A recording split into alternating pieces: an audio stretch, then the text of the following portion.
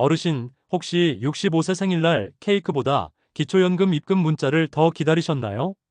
40년 넘게 이어져 온 이 65세 룰이 흔들리고 있습니다. 우리네님들 저는 올해 9월부터 대중교통 프리패스하는 어르신 되려고 준비 중인데 잘못하면 5년 더 기다려야 할 것 같네요. 노인 기준을 바꿔야 한다. 정년 연장을 해야 한다 말들이 나올 때부터 익히 알아봤습니다.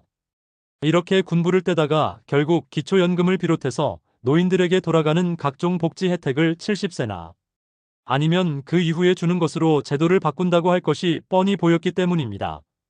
지난 1월 20일 발표된 국회 예산정책처의 보고서에 따르면 노인 연령 기준을 현행 65살에서 70살로 상향하면 기초연금으로 나아가는 재정 지출을 연간 7조 원가량 절약할 수 있다는 분석이 나왔습니다. 예를 들어 2024년 기준으로 해서 기초연금을 70세부터 지급하는 곳으로 상향 조정했다. 6조 8천억 원을 절감할 수 있다라는 계산이 나왔다는데 이는 지난 한 해 투입된 기초연금 총액의 약 30% 이르는 어마어마한 규모입니다. 이러니 재정 부담을 심각하게 느끼는 정부로서는 노인 기준을 70세로 상향하고 푼 유혹을 떨쳐버릴 수가 없는 겁니다. 게다가 전반적인 사회 분위기도 65세는 노인이라 하기에 너무 젊다는 것으로 정지 작업을 쫙 해놓았으니 제도 변경을 한다 해도 65세에 근접한 사람들의 반발만 무마하면서 연금만 아니라 노인들에게 적용되는 각종 복지 혜택도 똑같은 기준으로 바뀌게 된다는 사실을 잊으시면 안 되겠습니다. 예를 들어 지하철 무임승차와 같은 경로 우대제도, 노인 일자리 사업 등 각종 사회 서비스 사업의 선정 기준도 모두 70세로 상향될 겁니다. 노인 연령을 높이면 그만큼 복지 대상이 줄어든다는 뜻입니다. 그럼 지금부터 흥미진진하고 씁쓸한 노인 연령을 70세로 바꾸면 기초연금 논쟁 함께 파헤쳐 볼까요? 혹시 압니까? 이 논쟁이 당신의 노후를 송두리째 바꿀지도요. 1988년 호랑이 담배 피우던 시절에 정해진 65세 룰. 당시 평균 수명은 70세 남짓이었죠. 하지만 지금은 100세 시대. 65세는 청춘이라고 해도 과언이 아닙니다. 세상은 빠르게 변하는데 낡은 기준은 40년 넘게 그대로라니.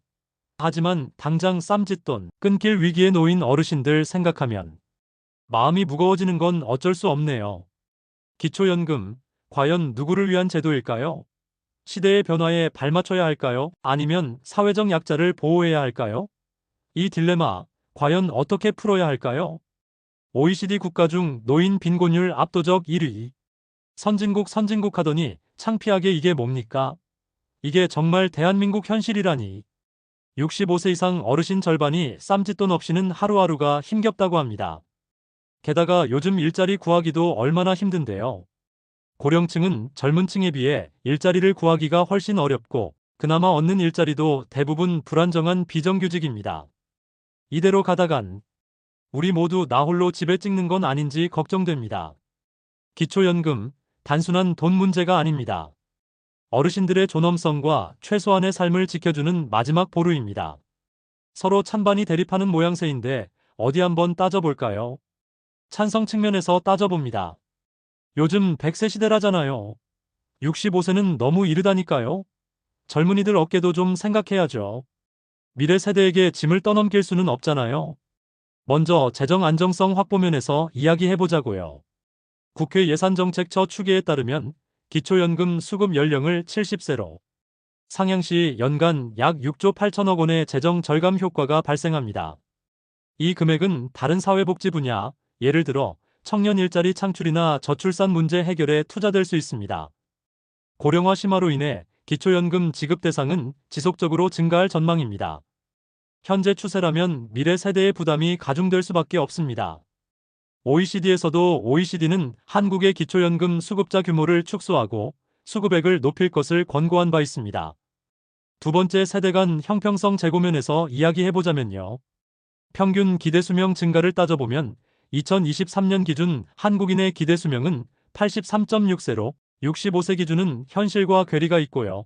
그래서 젊은 세대의 과도한 부담을 줄이고 미래 세대의 복지 재원을 확보하기 위해 세대 간 형평성을 고려해야 합니다. 정년 연장 논의와 맞물려 70세까지 경제활동이 가능한 사회적 환경을 조성해야 합니다. 이는 고령층의 경제적 자립을 돕고 사회 전체의 활력을 유지하는 데 기여할 수 있겠죠. 하지만 70세까지 경제활동을 할 수 있는 일자리들이 있어야 하는데 정부도 고민이 많겠습니다. 그럼 이제 반대 측면에서 따져봅니다. 아니, 지금 당장 밥 굶게 생겼는데 무슨 소리예요? 기초연금은 어르신들 생명줄이나 마찬가지라고요. OECD 1위 빈곤율 안 보이세요? 게다가 65세부터 70세까지 소득 없이 어떻게 살라는 거예요? 질병이라도 걸리면 어쩌고요? 어휴, 이러다간 어르신하고 젊은이 쌈박질 나는 거 아니에요? 세대 갈등만 더 심해지는 거 아니냐고요. 여러분은 누구 편이신가요? 혹시 나는 중간이라고 외치고 싶은 분은 없으신가요? 자 좀 보세요. OECD 국가 중 한국의 노인 빈곤율은 40.4%로 최상위 수준이고요. 기초연금은 노인 빈곤층의 중요한 소득원으로 수급 연령 상향 시 빈곤층의 어려움이 가중됩니다. 통계청 자료에 따르면 65세부터 70세 사이의 노인은 소득 불안정 및 질병 위험에 노출되기 쉽습니다. 이 시기에 기초연금 수급이 중단되면 빈곤층의 삶은 더욱 악화될 것입니다. 기초연금은 노인들의 최소한의 생계를 보장하는 사회적 안전망이지 않습니까? 노인 일자리 부족 및 불안정한 고용 환경에서 수급 연령 상향은 현실적인 대안이 될 수 없었어요. 고령층의 재취업은 쉽지 않으며 대부분 비정규직이나 저임금 일자리입니다.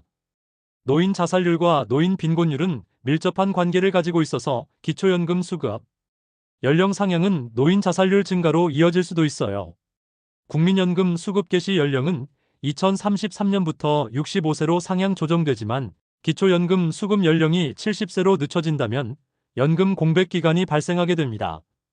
국민연금과 기초연금은 서로 연계되어 있는데 기초연금 수급 연령을 70세로 늦추는 경우 국민연금 수급 연령을 다시 조정하기 어려운 상황이 발생할 수 있습니다. 참으로 난감한 상태이지요. 정부에서는 여론을 보아가면서 정책 방향을 풀어갈 것이겠지요. 정부는 고심 끝에 신중하게 검토하겠답니다. 뭔가 밍밍하죠? 하지만 돈 문제도 복지 문제도 쉽지 않으니 우리 모두 두 눈 크게 뜨고 지켜보자고요. 혹시 아나요? 정부가 짜잔 하고 멋진 해결책을 내놓을지. 예를 들어 노인 일자리 확대, 맞춤형 복지 서비스 제공 등 다양한 대안을 제시할 수도 있겠죠. 하지만 중요한 건 국민 모두가 공감하고 수용할 수 있는 해법을 찾는 것입니다. 은퇴 후 재취업을 한다 해도 비정규직에 불안정하고 단기간인 경우가 많습니다. 자금을 절약할 수 있다는 것에만 초점을 맞추지 말고 65세가 되어도 안정된 일자리에서 일할 수 있는 여건부터 만들어 놓은 후에 연금 개시 연령을 늦추는 논의를 하는 것이 순서가 아닐까 싶은 것이 제 의견입니다. 기초연금, 여러분 생각은 어떠세요? 댓글로 속 시원하게 얘기해 주세요. 혹시 아나요? 여러분 의견이 대한민국을 바꿀지. 더 궁금한 게 있다면 설문조사에도 참여해 주시고요. 여러분의 작은 목소리가 큰 변화를 만들 수 있습니다. 지금 바로 참여하세요. 우리 모두 행복한 노후를 꿈꿀 자격 있잖아요. 기초연금 논쟁, 우리 모두의 미래를 위한 뜨거운 감자. 앞으로도 쭉 함께 고민해 보자고요. 그리고 잊지 마세요. 결국 우리 모두 언젠가는 어르신이 된다는 사실을요. 하여간 정치권에서 노인 연령에 대한 상향 조정에 대해 논의를 시작했다고 합니다. 오늘은 여기까지입니다. 다음에 더 좋은 영상으로 찾아뵙겠습니다. 건강하고 행복하세요.